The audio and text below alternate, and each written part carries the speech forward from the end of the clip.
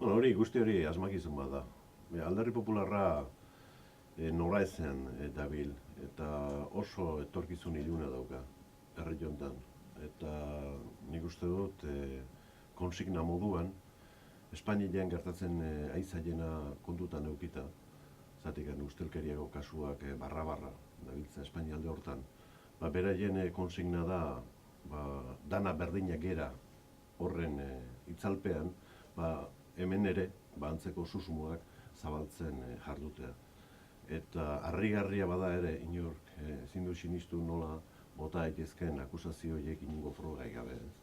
Orduan, ikusten da antzezpen badala, oso behartuta sentitu diala hori esatea, eta hortxe dabiltzala, euna joan da, euna etorri. Eta horrek, harremanak ititu gaiztotu alde batetik, eta etenak sortzen ditu ere, ez? Eta herrigintzan eta politikan ez erregin hasi aurretikan elkarren arteko errespetua exigitzea derrigorrezkoa da.